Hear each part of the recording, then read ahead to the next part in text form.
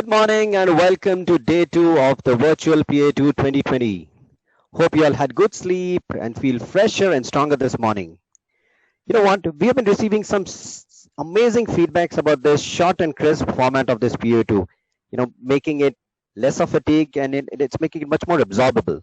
So we'll continue with the same over the day as we move along. And with that, it's time for our morning dose of inspiration. Welcome to the Alcon Inspire Series, #3. In this segment, most of the time when we get together in the boardroom, and we often struggle selecting a speaker in this segment, which is the practitioner segment, because it's very difficult to find somebody who understands both science and commerce, someone who understands our part of the business, the corporate way, and are more relevant for today for someone who can guide us on how to walk the corporate path, be like a mentor to us. And hence, on popular demand, for the very first time in our talk show, in the Inspire Series, we are repeating a speaker, and you'll be surprisingly overwhelmed when I invite him.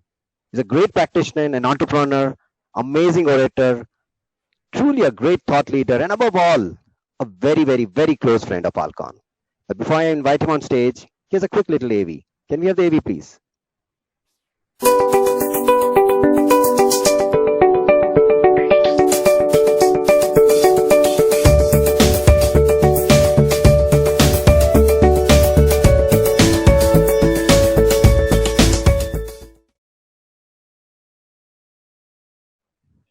Ladies and gentlemen, please welcome once again to our Alcon Inspire Series, the Chief Medical Officer of Aravind Eye Hospital, Chennai, Dr. Aravind. Thank you so much, sir, once again for accepting our invitation. Thank you so much. Dr. Aravind, we normally do a little survey at the end of our PO2s and the NSMs, where we get feedbacks from our, from all our participants, associates all across. And one of the feedbacks that we got from the last time, from your last visit, almost 3/4 of them made a comment that if there was an opportunity and possibility, if we can have Dr. Aravind once again, back on our forum, we wanted to learn more about him. And that's how it all happened. Never better time, than having you in this current situation. But before we get started, Dr. Aravind, I have a quick little update or quick little information to share with our associates, something that not many of us know about Dr. Aravind, more from a leadership style. So Dr. Aravind, for everybody, he has been the recipient of the Quimpro Award in the category of Role Model Leader for World-Class Quality Field in Healthcare. Guys, he has been a visiting faculty. I didn't know this ever. He has been a visiting faculty in the IM, ISP, and has been a mentor for MBA students from the University of Michigan. He has been a guide for several business school students all across the world from USA, Netherlands, who come to Aravind Eye Hospital to study the model and learn how quality eye care can be actually given to people. He has also been the recipient of the Distinguished Alumnus Award of 2013 for the PSG Institute of Medical Research Sciences. And he has been very actively mentoring and motivating young students all across the schools and colleges of India. And that should be enough for all of us to drop our jaws and pop our eyes. And with that, we'll get quickly started. But before that, Dr. Aravind has also promised us one more thing. He said that at the end of my session, I would. It's perfectly all right that we take in as many questions as is possible, uncut, uncurated. So today I don't have a curator team with me in front of me. All the questions that come in, you can just pop into that question bar, and Dr. Aravind will be happy to take it up. Thank you so much, Dr. Aravind. We are really get to hear from you. Over to you. Thank you. Thank you. Thank you. Good morning, everyone. Is there a AV or I just go on? You just go on, sir. Okay. So good morning again. It's indeed a great pleasure to be with you all. All this introduction was wonderful. Thank you, Shaurav. But this is family, right? We don't exist without you. You don't exist without us. We both need each other. And the patients need us, right? If we both are not there, who will give the IOLs, who will give the machines? If we are not there to operate, who's going to give sight to them? So it's like being with family, not as a speaker, but as a fellow person who is part of the supply chain or a value chain that gives vision to millions of people. These are very interesting times. I'm looking back at my relationship with Alcon in the last 20 years. I've been interacting with Alcon during different times. And I look back and I realize it has always been a turn of the road. Turn of the road in Alcon was earlier Nestle, Alcon, and then Alcon moved to become independent, and then it became part of Novartis, and then again it became an Alcon, which is what it is now. So I've had an opportunity and privilege to meet several people in the course of the last 2 decades, and also interact and know about them, and also see the trajectory of this organization, this company. And I, as was pointed out, I have deep regards for Alcon as a company. When I meet people, I always meet people who have spent a decade or 2 more. And I know people who have now retired from Alcon, even within India, whom I still keep in connect with. You know, the respect that they have for Alcon is immense. And I also heard recently, a couple of news which was very gratifying.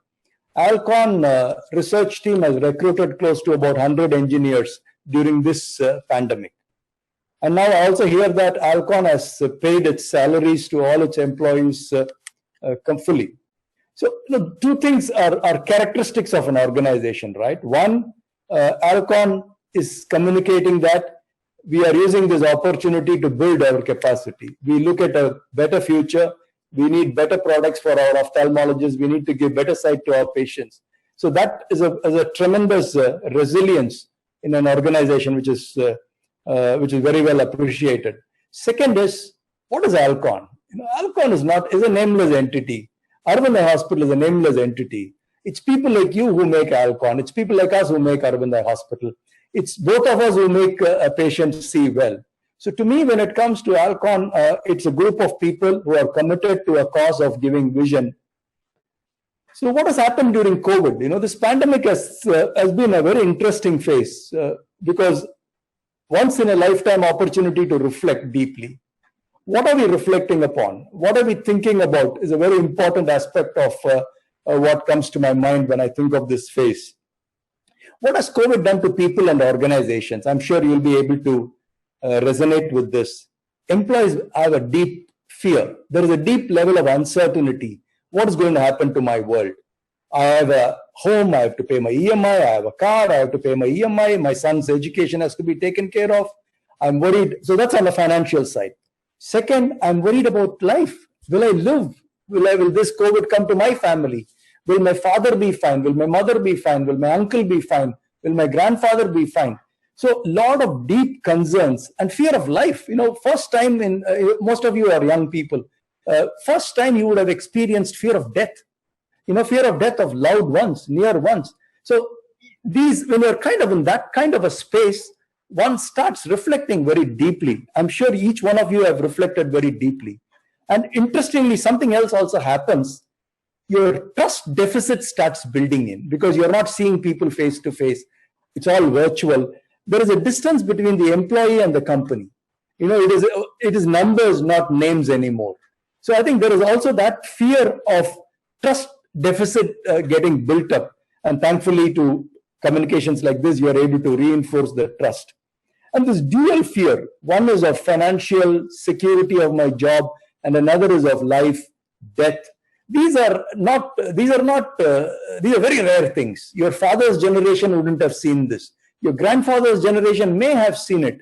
Second World War, independence. These were disruptive moments. So this is a great disruptive moment that we are all in. And look at these fault lines. When I say fault lines, where does earthquake hit any place? Earthquake hits where there is a fault line. Fault lines are very visible during this pandemic, right? I had a conversation with Shalom maybe a month or 2 earlier. Even doctors panic. Doctors don't know what is their future. When you look at a doctor, you look at them as a solid human being, right? They are in control, they are doing surgery, they're emotionally stable. And suddenly you feel doesn't matter. You are educated, you're not educated, you're a doctor, you're not. Emotional stability does not come with how well you're educated. Emotional stability comes with how well you're anchored in life, how well you have thought through life. So these are all interesting things that has come up during these COVID times. So I see each one of you in 4 different perspectives, including me, right? We all have 4 different perspectives. We all have our own personal space, that it's me, my space, what matters to me. And then we will have the family, my children, my father, my mother, my wife, and then my grandfather. That's the second circle that we belong to. The third circle that we belong to is community. And today it's virtual community. You'll be in a WhatsApp group. It might be your school group. It might be a college group. It might be multiple other groups that you're part of. Or in the olden days, it could be a Rotary Club. It could be a Lions Club. These are different ways you interact with the community. The fourth space is the business space, where your occupation comes through. You work for somebody or you work with somebody. And so these are four areas that we all go through in life in different proportions. In all this four, one thing is constant. It is us. Who we are is constant. Doesn't change whether it's a personal space, your family space, your community space, or your organization space. So I'm going to ask this question, a deep question to each one of us, is who are we? What is the meaning of life? Why are we part of Alcon? What does work mean to us? What should I do with work? How do I look at work? Because here is a once in a lifetime opportunity for each one of you to sit back and ask these deeper questions in life, which we seldom ask. We always talk about, how do I sell this particular lens? How do I sell this phaco machine? How do I sell all that? But what happens when there is a pandemic? All of that comes, the show stops. The show completely stops. And then you realize, what does it mean to me? What does this job mean to me? How do I look at it all over again? The reason I want you to explore this is, when you come back from this pandemic, when you start working, I'm not bothered about the business that you will get, which you will get, but I'm more concerned about who you will be when you get back to work. If you're the same person that went away from work when the pandemic started, if you come back as the same person, that's a shame. I really wish you'd use this opportunity to reflect very deeply and become somebody which has more meaning when you're more anchored.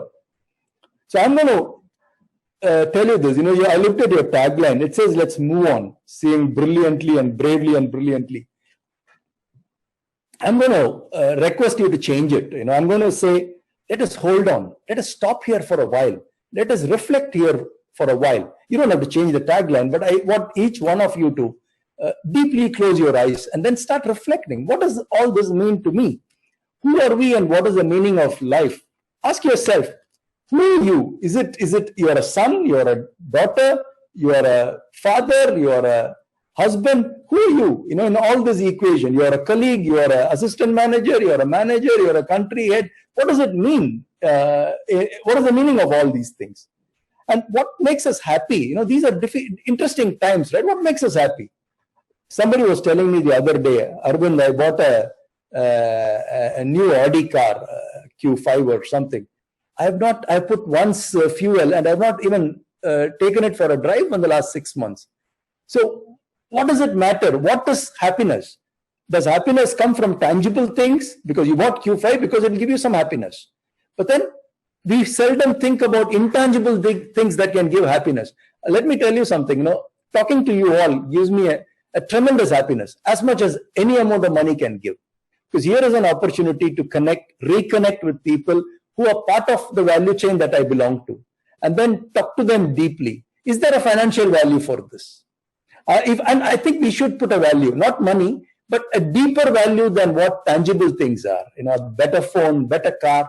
And I would like you to reflect this deeply, because I want you, when you come back to work, I want you to put more emphasis on intangible things in life rather than tangible. You need tangible things. You need to be comfortable. You need to live a life of luxury as much as you can. But remember, those are all physical things. Those are all things that you don't want to give too much importance to. And also ask yourself, who am I? Are you a person who gets angry? Because you're the same person who loves somebody. You're the same person who is angry. You're the same person who is jealous or envy of the other person. You're the same person who does politics in your organization. And who are you? In all this, who are you? Are you a bundle of emotions, or are you choosing an emotion and acting upon it?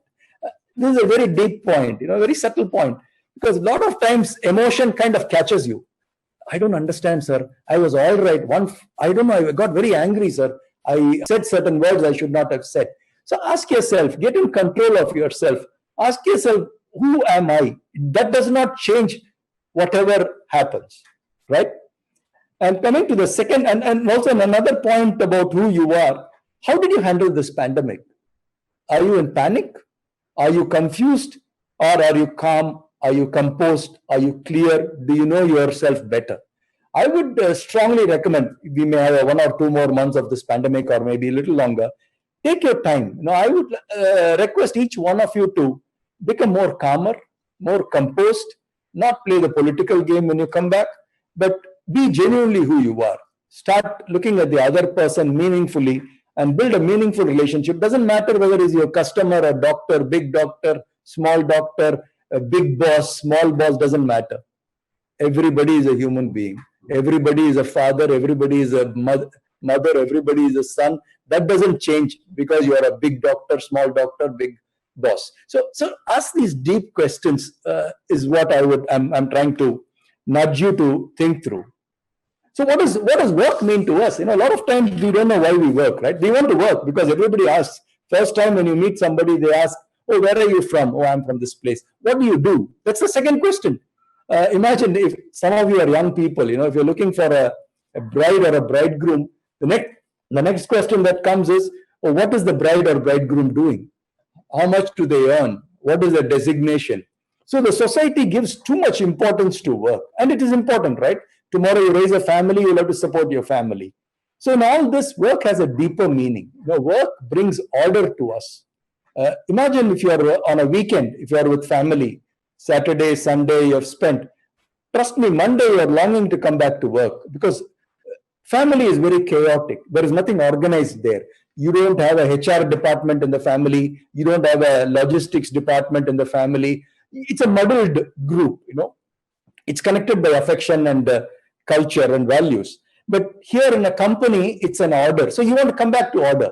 So a lot of times, I'm sure you're missing work. I can't see you all, but I'm sure if I ask you to raise your hands, many of you would say, "Yes, I miss work. I would like to go to work." And that has a deeper meaning to me. Second, the joy of understanding things, right? Imagine you have a new phaco machine, new vitrectomy machine, new IOL. You understand new things. You're able to communicate newer things. You're able to make a difference in your own knowledge base. That gives you a tremendous joy. He says, "This particular machine, I have mastered it. I'm able to share this to a doctor. I'm able to help a patient with this." So that is a very important aspect for us when we look at work. So as a doctor, when I do a new technique, when I do a new procedure, that gives me an immense joy. That only comes from the space of work.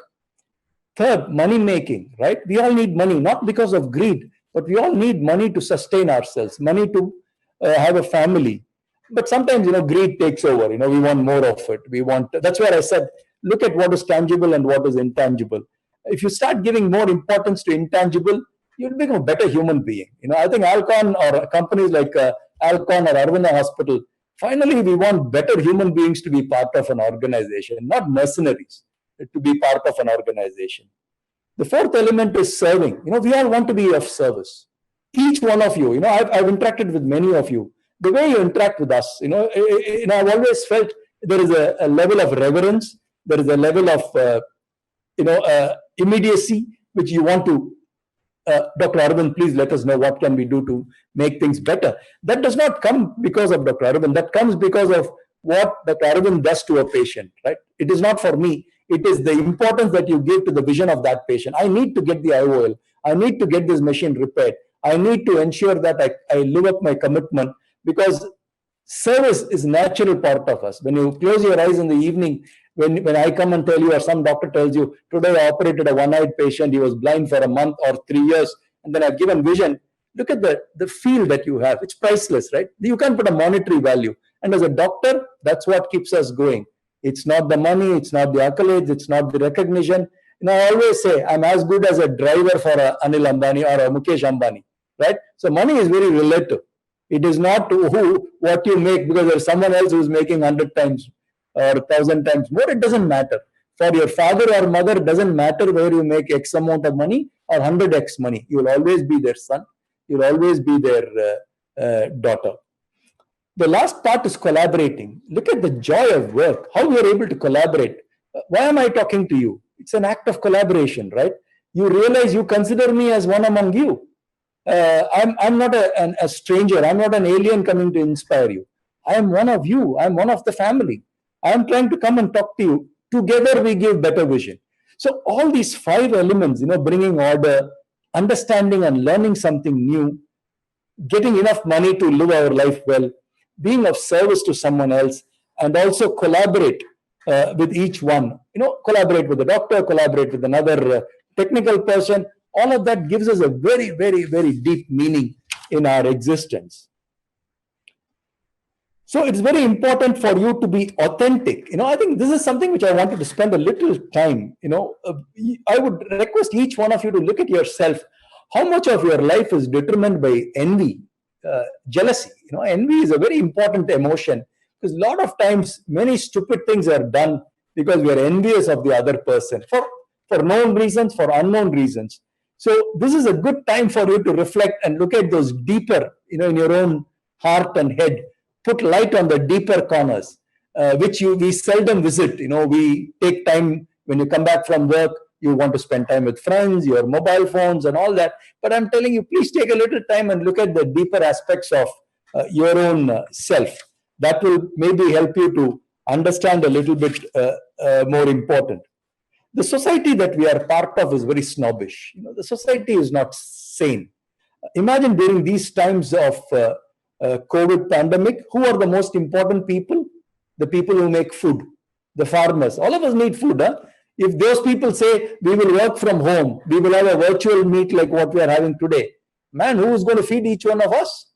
So unfortunately, they are not the people who are getting paid better. A brain surgeon gets paid better, an eye surgeon gets paid better. The barber does not get paid. The barber is more useful to more people than an eye surgeon, right? So it is very important for us to understand that for some reason, society has given us a privilege. So learn to respect that privilege. Learn to respect the other human being. That is very important. And I always find it a little ridiculous. Say, doctors are frontline. Who are frontline? Doctors are not frontline. The security that stands is frontline. The nurse who stands in the front is frontline. Who are doctors? Doctors are the people like prime ministers and presidents who are wearing a bulletproof vest. We have 20 people guarding us. All the terrorists are filtered. Then you come to us. A patient comes. So I would not don't give too much importance to the words. The words will try to, fool you. So you will have to give more importance to the authenticity of what we are saying. If you start believing all that they say is true, then we are in deep trouble, because you are not living your life, you are living others' life. You are like a puppet. If someone else says something, you will act upon it. Someone else says other thing, you will act upon it. So I would request you to start living a more authentic life. If you're selling a product, sell for the end customer. Sell for something. Don't sell for sake of selling. That is something which maybe I'm reiterating the point which I made in the last meeting as well. Do it with a joy. Do it with the complete joy that what you are doing on a daily basis makes difference to millions of people. Looks like all over the world. Alcon is a global company. Another important point in work, I'm sure you have people in your company, I'm sure you have people, they're always busy. They're always running around. Their diaries are full. You can't get them. They always look busy. You have to ask them, do you have a minute to talk? They say, oh, my calendar is full. I would like to talk to you. Trust me, don't believe them. Nobody is as busy in the world as that person can be. They are trying to avoid the reality. They are trying to hide behind something. They are creating an outward frenzy. And that's the reality. And if you go deeper, they're very shallow. So if you are that person, please ask yourself that question. Have time for fellow persons, fellow human being, fellow team member. Alcon is a family. Alcon is a large family. Aravind is a large family. So don't try to be so busy for your own son and daughter, as they say. It's not easy. I'm a father, I'm a husband. It's easy to preach for someone, but I'll have to put a mirror to myself and ask whether I'm practicing what I'm doing. So, we've been kind of running very fast, right, in the last few decades. All the world, much faster thanks to social media, internet, and all that. Maybe this is a time for us to kind of look at what we can do. Have you looked for people? I'm sure within your organization, you would have looked for people who crave for power, who crave for designation, who crave for fortune. They play these small games. You know why they play these small games? because they're not adequate within. So ask yourself, am I adequate deep within? Imagine your mother. Maybe she's not studied that much. Maybe she is not getting recognized that much. She is not craving for power or fame. She just does it for the joy of doing what she is doing. Nobody claps to her. Nobody introduces like Shaurav introduced me about your mother. You say she is my mother. You won't say, without her, I wouldn't have come into my lived. Without her, I wouldn't have lived my first 3 years of my life.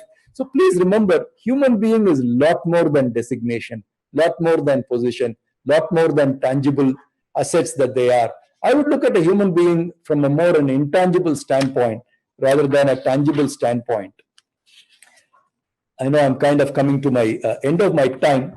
So I would like to, ask you to reflect on some of these elements that I said deeply. The point I would like to make now is something a little different. When you come back to the company, I would like you to, we use a word called love, right? Love is used in multiple connotations, right? I love my father is one connotation. I love my mother. I love my child is one connotation. I love this girl. I love this boy. We have a deep love for each other. That's one connotation. We have never explored love in workplace. What is love in workplace? When I say two young people meeting each other and loving, that's not what I mean. That's a man and woman, or a man making love, or liking each other, or a woman liking each other. The society is a different society. That's fine. That's for their individual choices. But the point I'm raising is, this is more, I would say, professional love, adult love. That is, you appreciate the opportunity to work with the other person. You start looking at the other fellow employee as a person who is far beyond, like your son, your daughter. You chide them once, right? You say, oh, you're not good, you have to study well. But you say that because you love them. You may even hit them. You may even punish them. But that punishment, the core of the punishment comes out of love, right? So I would like you to explore this concept a little bit very deep. Each one of us is a leader. Huh? Each one of us will have one more person reporting to us, maybe 100 people reporting to you, maybe 1,000 people reporting to you, maybe 100,000 people reporting to you. But are you coming from that space of love when you deal with people, when you deal with customers? I'm saying same thing with the doctors. No person needs anything extra. If you start from love, the reverence is natural. With your son or a daughter, with your father or mother, if you start from that love, then obviously you would respect them. Obviously you would do the best. But the respect does not come because they are the big doctor, big boss, small boss. So that's the point I'm trying to communicate to you.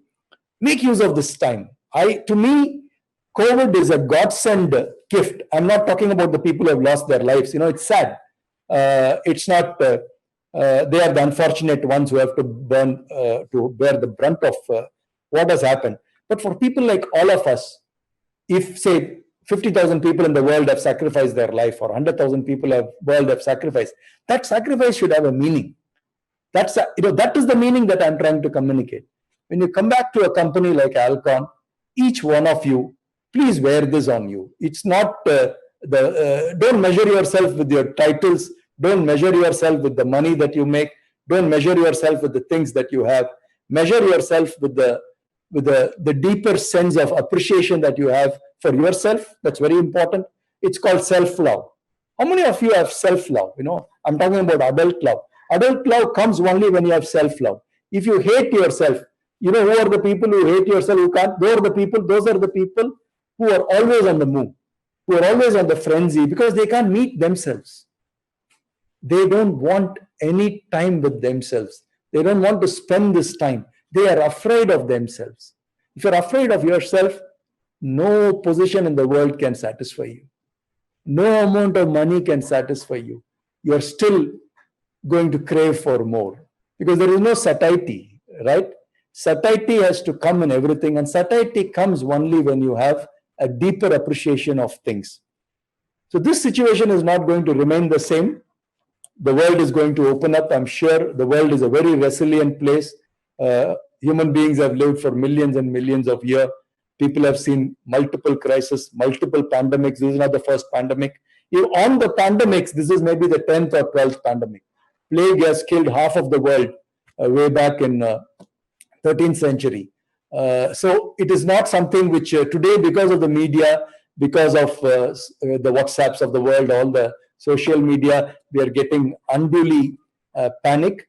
And also it tells you one important point: the music can stop at any time. We feel we are very important. What we do is very important. The world has to move on. Doesn't matter. One small virus can stop the music. And it's very important for you. We don't need a virus to stop the music, to listen to the music. Let us all proactively make an effort to understand who we are, what does work mean to us, what does giving sight mean to us. And I wish each one of you the very best in health, and the very best in your career, and the very best for your family, and very best for Alcon, which needs to serve millions and millions of people in the decades to come. Thank you. Thank you so much, Dr. Aravind. Can we also have Shalav live, please? Yeah. They say great leaders are all about, great leaders are someone, who knows the way, goes the way, and shows the way. And I think that's what Dr. Aravind is all about. Thank you, Dr. Aravind. I mean, uh, no words. Shalav, would you want to say something before I take up the questions? We're all in awe, actually. Absolutely. I mean, I always getting blown every time after Dr. Aravind speaks. So that is, and this is not the first time I've heard him. And that was one of the reasons why we wanted him. And no wonder why everybody in Alcon wants to see him and talk to him again and again. Thank you, sir. I have personally made some notes on my learnings. And I will take it one by one. Maybe I have noted 3 or 4 learnings. I will start with the one. I will try to implement that.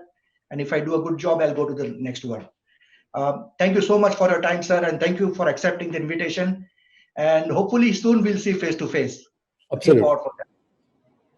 Perfect. Thank you, Shalav. And, Dr. Aravind, as promised, we have some bank of questions that have come in, but we'll take a few for sure, just in the interest of time. Okay, so we have the first one. I mean, and I hope Saurabh, I hope there is no question that can Dr. Aravind replace Shalav or something like that.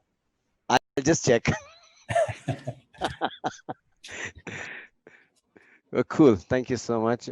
So the first question is from Ashutosh Singh, one of our colleagues, Ashutosh Singh. He says, how do you motivate yourself to go back to work, trying again and again despite failing? And I'm sure you would have encountered failure. By the way, before you answer, Shalav, you can also have your camera on, just in case. Yeah. So I was just all across, did you notice, here's yet another stalwart from Chennai that we have yesterday. Even Mr. Vishwanathan Anand is also from Chennai. A lot of things that he was talking about was very similar, and we were just discussing over here. So similar, and that's what I think most of the leaders do and think. Aside, so similar question that comes for Dr. Aravind. How do you keep motivating yourself despite if there are one after the other failures that is there? How do you motivate yourself on a day? So let me ask Ashutosh. That is a wonderful question. Let me ask: how do you motivate being a father? It's not easy, right? You have ups and downs as a father, right? You are a human being, right? You have good days, bad days, angry days, upset days. How do you keep motivating? So do you desert your son? Do you desert your daughter? Today I don't want my son or daughter, I'll kick them out. Tomorrow I want them, I'll take them back. So why are you the person who constantly keeps loving that person, that young person who is helpless? So the reason that is because you are anchoring very deeply. This is my son, this is my daughter, I am responsible, and you will give your life for that person, right? Will you not? So same thing with work. Anchor somewhere. So my anchoring comes from it's a meaningful work, right? I said it gives me a recognition, it gives me pride. I'm able to help someone. It connects me to the world, wider world. I'm of service to someone. So you need to anchor on that, not on designations, not on people. Oh, that employee of ours, fellow employee said something, so I'm going to feel bad. You're allowed to feel bad. That's okay. Feel bad, cry for a while, that's all okay. Cry on someone's shoulder, that's all okay. But remember, same thing as a father, you don't throw your baby out. That's the important point, because you're anchored deeply. So even in work, you anchor deeply. It might be Alcon, it might be some other company, that doesn't matter. Many of you will change jobs, I will change job, that doesn't matter. But anchoring matters. right? Just because you change your company, do you change your child? Some things don't change, right? Some things don't change. You become a multi-billionaire, do you change your wife and child? No, you don't. Same thing with work. Same thing with the motivation. You don't change. Your motivation has to come from a deeper person, deeper, deeper Ashutosh, not the superficial Ashutosh who is swayed by the emotions. Go deeper. Like they say, right?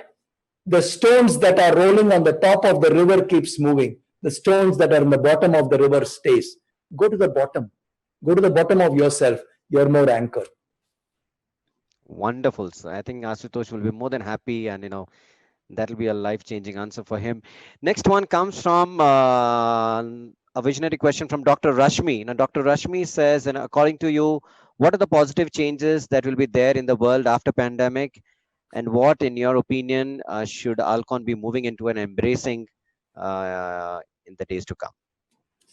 Dr. Rashmi, thank you for those good questions. That's a big question. I wish I can see the world again. But only thing I'm saying is, I'm not bothered about the world that much. I'm bothered about myself. I'm bothered about the people around me. I'm bothered about what am I doing about it. And each one of you can think about yourself and become a better person. Alcon becomes a better place. If Alcon becomes a better place, all the suppliers, the doctors that you meet, the people that you work with, they become a little better by your interaction. Because of all the doctors, all the nurses that you meet, they become better a little bit. The patients that they treat become a little better. It's like a ripple. You put a stone, goodness, and the goodness keeps spreading. So that's what I would recommend Alcon. I would say Alcon has to become more human, more technology, and all that is important. Yeah, you're going to connect virtually and all that. But then finally you treat a person, right? Finally you make a difference in that human being. I would like you to go back to that spirit. I would like you to explore that spirit. I would like to explore that spirit. A lot of times we have a very, very short-term thinking. We don't have a long-term thinking. In American terms, they say cathedral building or a temple building. Because cathedrals and temples are not built in 5-6 years. They are built over 100 years, right? So I would ask each one of us to think deeply. And Alcon as a company, just for the recruitment that you're doing now, the salaries that you're giving people, in spite of all the uncertainty, I think Alcon is in the right path. But I would say, the tagline that you have, thinking boldly and brilliantly, I would also say thinking deeply. Become a deeper company, not sway with what is happening. Technology will come and go, but who you are, my respect for Alcon is because all the people that I have met over the last 20 years, and some of you are faceless, I have not seen you. But I have deep respects because I've seen samples of people, how they behave in this company. What does this company do to them? Please nurture that. Please don't lose it, is what I would say. Perfect. Thank you so much, Dr. Aravind. The next question comes from one of our colleagues in Bangalore side. I think a part of it you have actually answered, but what he probably means is, he says, how do you keep yourself engaged and what makes you happy? I think you answered what makes you, but what probably Said wants to know is, what are your hobbies like? What do you do just for fun? I read a fair bit, but I also think a fair bit. Ask yourself, I think we don't give the luxury of time for ourselves. And I tell you, this 5 months has been a luxury for me. I've sat in my room, reading very little, but reflecting on things, asking myself deep things. Is it just to talk to Alcon? Is it to impress you people? That doesn't matter, right? Why am I impressing you? Why are you impressing me? It doesn't matter, right? Ask yourself those deep questions. So that's what I've done personally, but that's what I would request you to do. Look at yourself deeply. You would analyze Sushant Singh Rajput by much more deeper, right? You would read about his news. How did he live? How did he do? What did he... Ask yourself about you. Have you lived your life? How do you live? How do you think? How have you handled your relationships? How have you handled your successes? How have you handled your failures? So know more about yourself. And there is a very deep person within you. And there is a very beautiful person within you. And that is a person you will have to love. And that's what I would request each one of you. And that's what I have tried to do. And it's work in progress, as you all know. We all keep getting better at it. There is no end to it. And that's what I did. And I tell you, when I look back at my life, I've lived more of my life than I have rest. But I can assure you, this 5 months is something which I would count as one of the periods where I was able to go much deeper within myself. Thank you, Dr. Arvind. We will take two more questions if you're okay. The next one is from a colleague in Bombay. His name is Bhavik. He says, how do you feel the ophthalmic industry is moving towards post-pandemic according to you? Is it going to be more aggressive, more cautious, more competitive? What in your mind is it likely to head towards? I think the industry will people are very intelligent, right? I mean, all of us are intelligent. All of us will find a way to survive. We are very resilient. We may, like the pandemic, right? What happened when it came in March to India? We were all unsure. We all didn't know how to behave. And look at the fluidity on which this whole thing is conducted. This 350 people coming, there is shower of talking. Suddenly this has become a very professional medium. All it took was 4 months. In 4 months, you have changed your whole NSM, whatever is the meeting that you call. You brought in Vishwanathan Anand, you brought me, you brought people. So people do remember, people are very resilient. Companies are made of people. If people can be resilient, the company will be resilient, right? And who will do better? God knows. Will Alcon do better? J&J do better? Zeiss does better? That depends on the quality of decision making, quality of people, quality, and some amount of luck, some amount of providence. What all you have done in the past also now comes to help you or haunt you. So I would say you are in for a very exciting time now. And very interestingly, some of the things are going to change dramatically too. Bilateral cataract surgery will become fine. People don't want to come to hospitals many a times. People don't want to take multiple risks. So suddenly you have 2 eyes to sell. Suddenly you have, so your market can grow. So that's another important aspect. And again, people are going to be fearful of infection. Maybe in Alcon, they will find something which will make that even better. Like what you do for a mask to cover your nose, and maybe you'll do something for the eyes. So I'm just thinking loud, there is multiple things. I see tremendous opportunities ahead. So I'm very optimistic of the future, and I'm very optimistic for Alcon as a company, because in the last 20 years, you've taken multiple directions, multiple turns in your journey, and you've come out reasonably well. That means there is resilience in these organizations, and that's a very important principle. Perfect.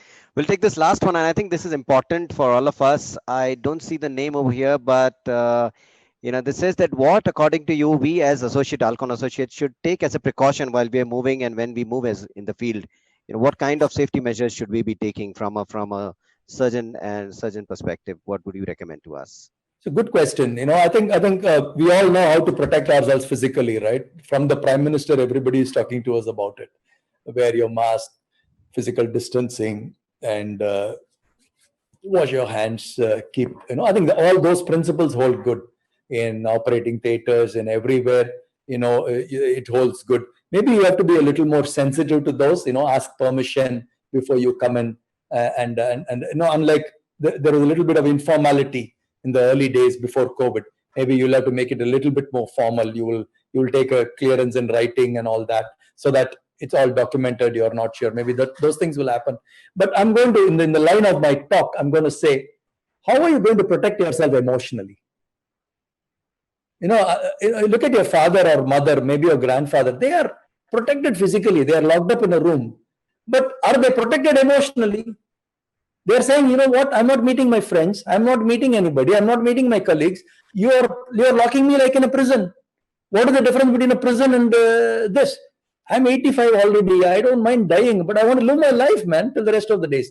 So I'm gonna ask you this. Protect yourself physically, but keep yourself open emotionally. Don't use the physical protection to cover your emotions. Be a human being. Be a person. Show that more. In this physically distant world, we have to get emotionally closer. Thank you, Dr. Arvind.